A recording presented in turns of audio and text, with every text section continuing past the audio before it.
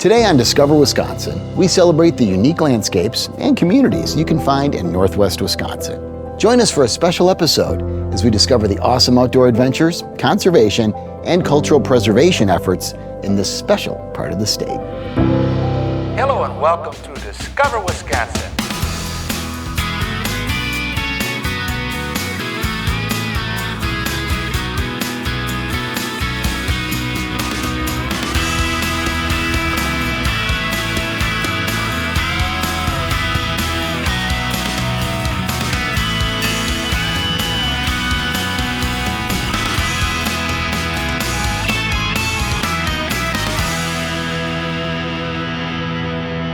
In this special episode, we explore 3 beautiful areas that demonstrate the strong communities and unique scenery you can find in Northwest Wisconsin.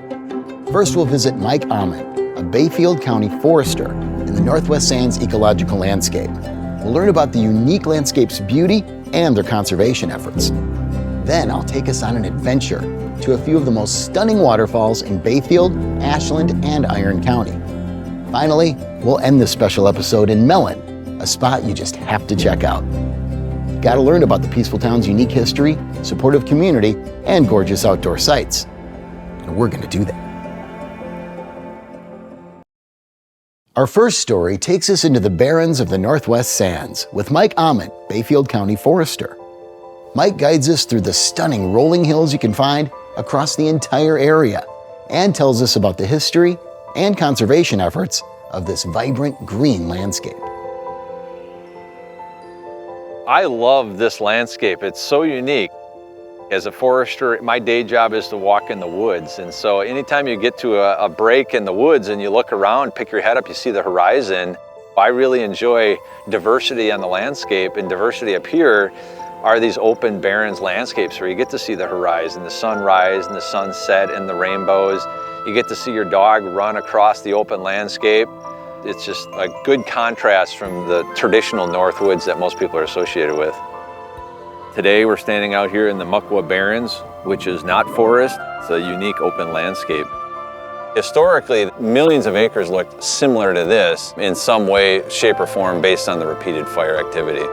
Maintained in the modern era through prescribed burning. If you don't burn this on a regular basis, it's going to grow up into trees and brush, and it won't look anything like this. And so the species that are unique to this, which is a lot of plants and animals that have adapted to this open landscape, just are built for this.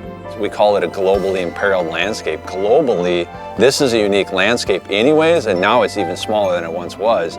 They don't occupy a lot of acres, and the general public coming and going their daily life or where they're traveling just doesn't necessarily stumble upon barrens. Yet they do exist in Wisconsin.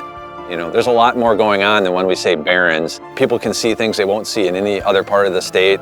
Once people get here, they'll see that there's definitely a lot of activity. In hunting, wildlife viewing, turkeys really thrive in the open landscape. Wolves are out here, fox, black bear, some of these even hold sharp tails.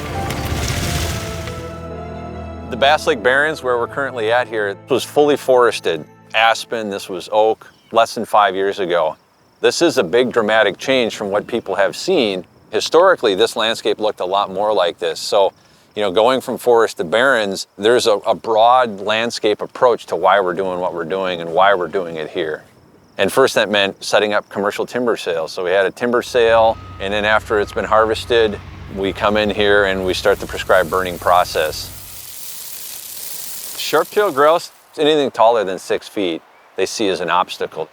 Birds that are occupying barrens will see in the horizon a big smoke column, and generally when they see that, they've evolved to know that that's going to be suitable habitat. Having prescribed burn is how we're mimicking that fire activity that those birds would see on the horizon. Prescribed fire or wildfire creates habitat that's open, and they need that open landscape. We don't need the properties to connect, we just need those birds to be able to see that smoke when we're doing prescribed burns. There's 150 to 200 unique species with this barrens landscape. The goal is to get sharptails here, but if sharptails never come here, I feel like this would still be a success because there's all these other species that are important. And it being a globally important landscape is good enough reason to have this here.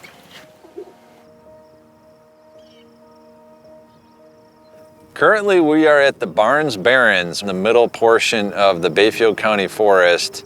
This permanent open core plus the adjacent harvest together are going to provide a lot of high-quality habitat for Barrens-dependent species. The Forestry Department has dedicated these 1,000 acres to permanently be open landscape, and surrounded by that is working timberland. Part of public land should be providing as much value as possible and diverse value.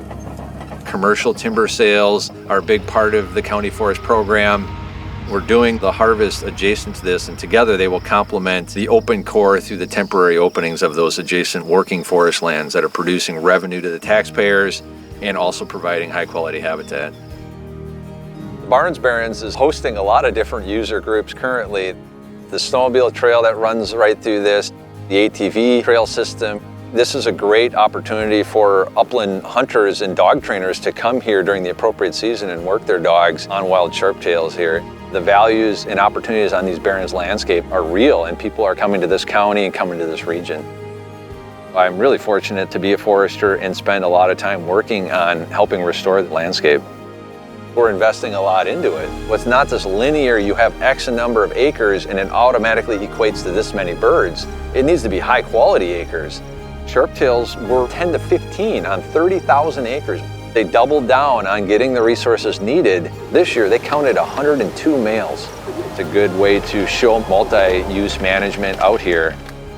We have a really special opportunity to provide a globally important landscape, play a larger role than just Bayfield County. That's important to the taxpayers of Bayfield County and our forestry committee. We're fighting hard for the last of what's left. This is our opportunity area to work with, these rare species that are unique to the Barrens landscape. And that's why we're doing what we're doing. There's no other crazy theory. We're trying to hold species on the landscape where they're basically in steep decline. That means we need to do it right here. Some other great sights to see in northwest Wisconsin are the rushing waterfalls and gorgeous trails that run alongside them. Join me as I show you a few of the most stunning waterfalls you can find in Bayfield, Ashland, and Iron County. By the looks of this, can you even believe we're in northwestern Wisconsin? Well, we are. I'm Eric Paulsen, and make sure you join me as we check out 3 amazing waterfalls on a single-day adventure. I traveled from a city far, far away to the tip-top of Wisconsin just to visit my good friends and their awesome waterfalls. My first stop, Siskiwit Falls in Cornucopia. Hey, great to see you again. Very nice to see you as well. This is a really nice falls. People actually come and tube down these falls. Well, it's a 20-foot waterfall, but there's like 10 or 12 steps down, right? Did you bring your tube? I didn't bring a tube today. Oh, man. I hadn't thought of that. And I'm usually full of hot air. But let's go check it out. All right, sounds good. So this is not a very long trail. It's about a quarter mile. That's okay. It takes you to really that follows the river. And it's a nice kettle at the end, they call it, and that's where all the trout fishing happens. You can go tubing, you can go fishing, you can kind of go swimming in the falls, just enjoy a variety of ways. Or you can just take a leisurely walk on any of the 5 trails here. Yeah, through these beautiful woods, and it's right outside of Cornucopia. I mean, we're half a mile from town. It's really beautiful. And down here, we're gonna actually get you out with a view up the river.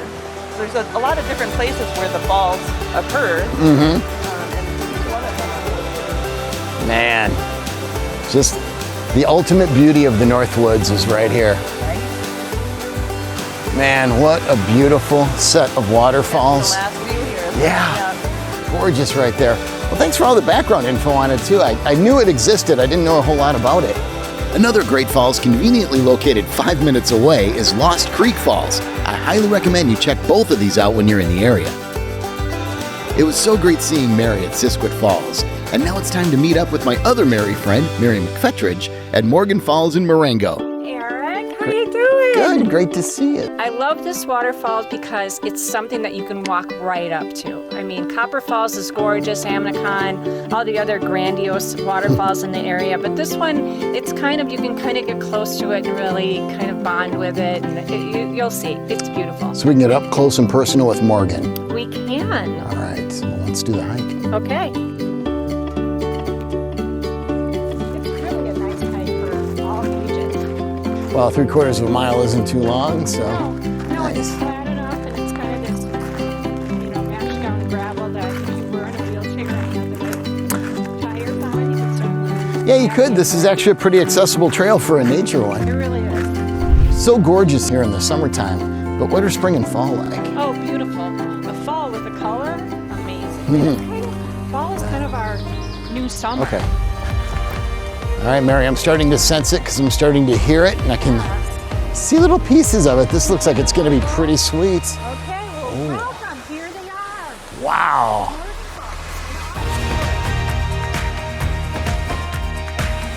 Wow, this is spectacular. It cascades down kind of on a diagonal and then it, wow. It's been raining so much here that it's really healthy. It's water, that's Yeah. And the rock formations around it. Man. This is at least top 5 in the state, I'd say. Man, I knew 70 feet high. I wasn't expecting that though, that it was gonna zig and zag like that and be so cool. That is such a unique waterfall. I loved it. Well, I think I didn't really want to see how it actually cascaded because you do need to see it. Yeah. And then the rocks at the bottom where the water just flows off the rocks. That's- It's pretty. So I'm glad you enjoyed it. That's going on my Instagram for sure. And last, but certainly not least, I'm headed to meet Melissa Kopp at Potato River Falls in Gurnee. Hey Melissa, how are you? Good, how about yourself? Good to see you. Now, I've heard Potato Falls is one of the most spectacular in the state. It's been on my list for a long time, so what am I in for? So you were in for seeing, one of the most spectacular falls in all of Wisconsin. It's not that far of a walk. It is steep, so for Upper Falls, we're going to be about 131 down. And it is essentially the one that you're able to see almost all year round. Even in the wintertime, it's the one that will break first in the spring. It is a spectacular sight. All right, Eric, here is Potato River Falls. Oh, wow. I can see why you say it's one of the more spectacular in the state. So I wouldn't want to kayak down this thing, but can people swim at the bottom? So when it goes to the bottom part of the lower falls, you're able to swim when it gets closer to the river. Yeah, this is a beautiful spot to park and just check out just another amazing waterfall in this part of the state, man. Spectacular, Melissa. Thanks so much for showing it to me. Of course, I'm happy you enjoyed it. I can't believe I've been missing out on these hidden gems my whole life. 3 quick hikes with gorgeous waterfalls at the end, all in one day. That's pretty special if you ask me. And what better way to end the day than with a nice snack and beautiful view that you can only find in Northwest Wisconsin. Our last destination in Northwest Wisconsin is Mellen, a small town with a rich history, strong community, and some lovely parks. Let's go see how the unique way the town and country's history overlap, and how the town continues on today. Today I'm here in the city of Mellen, one of only 2 cities in all of Ashland County, exploring the community and learning about it. From the 1896 Town Hall and Museum right here on the corner of Highway 13, to the library down here, to the park system, rivers and trails and more. And the community's very involved here, and I'm gonna find out how.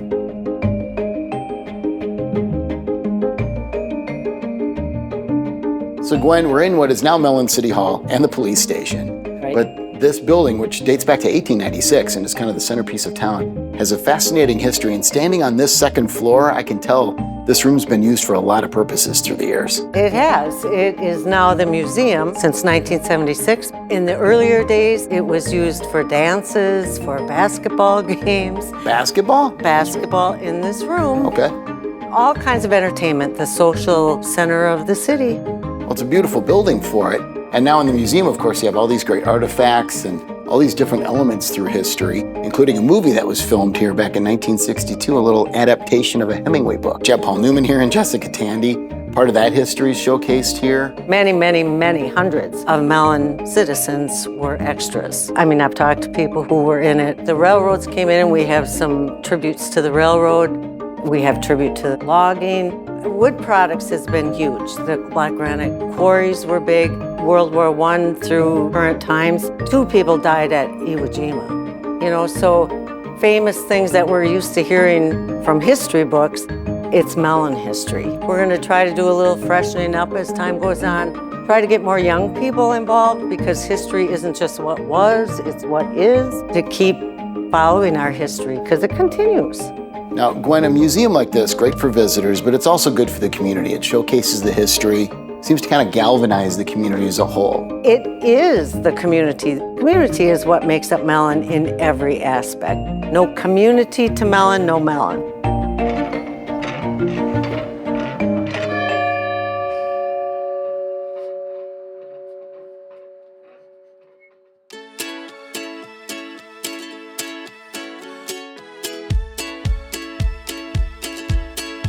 Jenny, this is a great little library. 7-year-old me just wants to read all of these books. But historically, this dates back to around World War I in Mellen. August Roloff was a logger near death, and his doctor asked him what he would like to do with his legacy that he had. He decided he wanted to donate it to the town. They decided that they would build a library. I'm seeing a cool space out here that's multiple tiered. Yeah. And then it looks like there's space outside for events. We have been busy adding on an outdoor space that was part of our original plan. Very new. Our community loves the library and loves the whole idea of libraries. People donated wood, they donated granite to decorate, they donated their time and their expertise. We had a bunch of volunteers that came in and built the tiered seating last week. They were out there and were dedicated to getting that space done for us. This is nice. It has that new tiered seat smell. Yeah. So that's good. We also have a little free library out at Gilman Park. It's kind of all tied together with the North Country Trail, which travels in front of the library, so there's a picnic area for people there. They can stop by. They can then travel through town, stop at the museum, and then on through Gilman Park. It's a wonderful place to visit. So the library here in Mellen is not only a library full of books for kids, it's a travel resource. We aim to work with people and offer services that they're looking for and information that they need.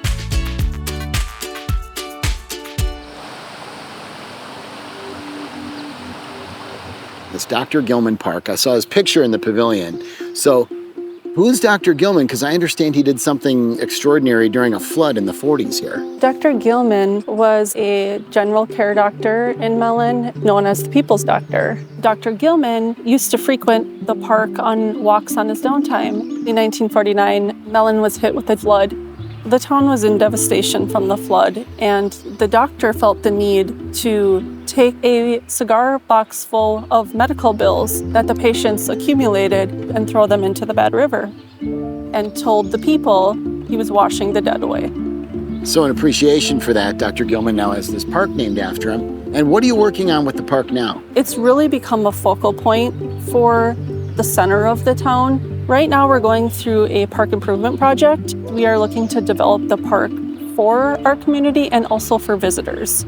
We are looking to incorporate a walking trail and develop a small campground site so people will have the opportunity to come spend time in the park, stay overnight, enjoy just the beauty that Mellen has to offer.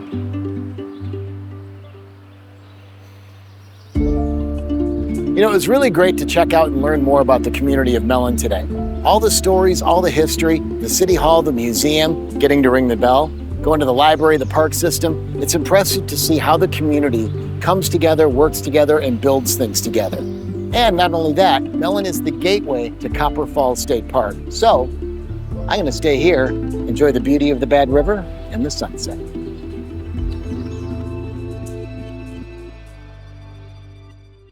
The northwest corner of the state is a great place to visit if you're looking for beautiful, unique views, rare ecological landscapes, peaceful, welcoming communities, and a whole lot of sunshine.